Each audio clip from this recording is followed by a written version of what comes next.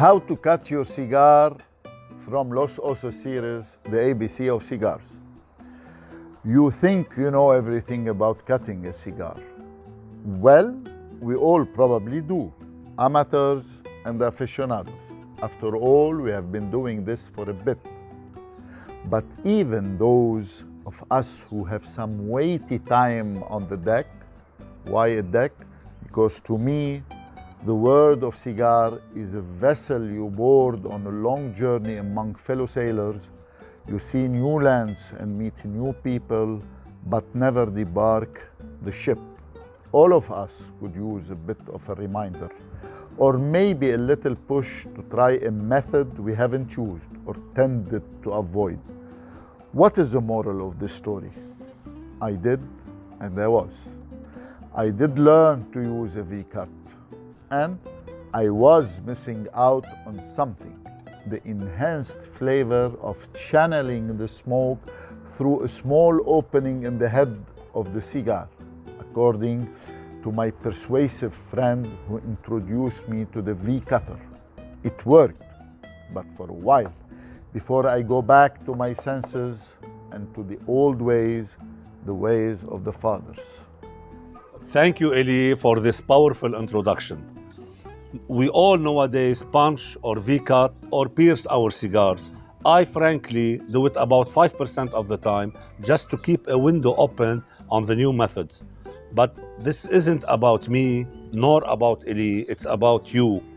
Whether you are a novice or a pro or somewhere in between, it doesn't matter. There are a couple of important things to remember. It is said, a poor carpenter blames his tools. Your objective is and shall remain to slice, not tear, the leaf at the head. Make sure you're using a very snappy blade of any form, although a double blade is logically a favorite. Very true. Zino Davidoff wrote in his book, The Connoisseur's Book of the Cigar, and I quote, "Before lighting your cigar, the decisive act you ought to cut the firm end known at the head. There are three ways of cutting a cigar: by piercing with the fingers, using the teeth, or with the aid of an instrument. No one of these methods is better than another. Unique rule: the opening should be small, reasonable in proportion to the cigar, and made so that an appropriate amount of smoke will be produced.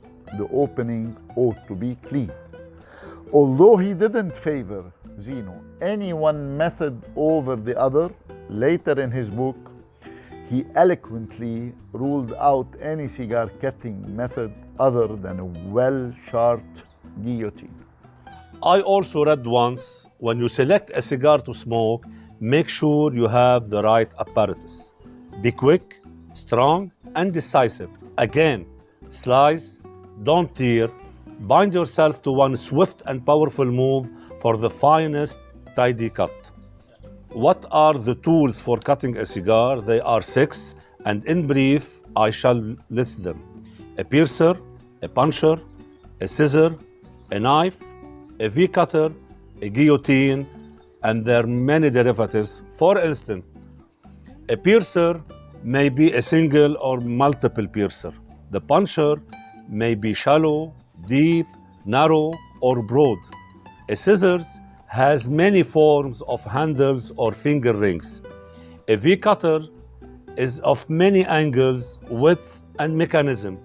The guillotine may be single-bladed, double-bladed, pocket, desk, rectangular, or circular, etc.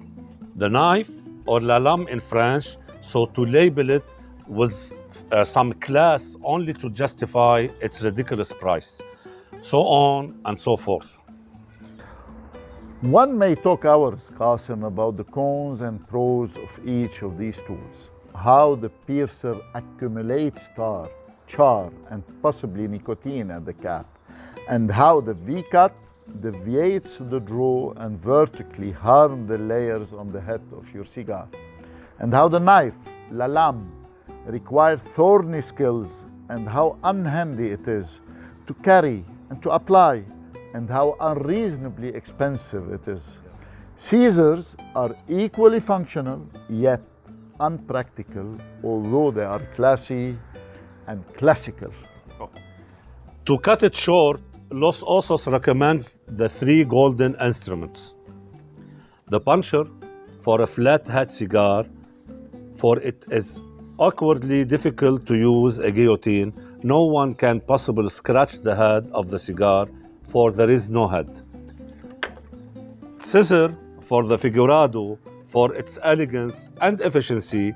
You can see on the both sides of the cut, aim and strike. Finally, the vital device of all time, the double guillotine for all the parejo, the straight cigars. The double blade guillotine is practical, handy to carry, effective, doesn't require a specific skill or a technique, and come very reasonably priced. But above all, it serves the purpose of cutting a cigar. Keep your cut swift, clean, adequate. Do not tear the cap, nor the shoulder, nor the wrapper. Keep the surface of your cut very neat, straight, and clean. Keep the opening proportional to the ring of your cigar, so allow an adequate draw of smoke. Eli, I know we have covered it all. We surely may more to say about this, but enough said about this topic, the cutting I mean, and let us move to another episode of the ABC of the Cigars. Until then, please follow us on Los Osos YouTube channel.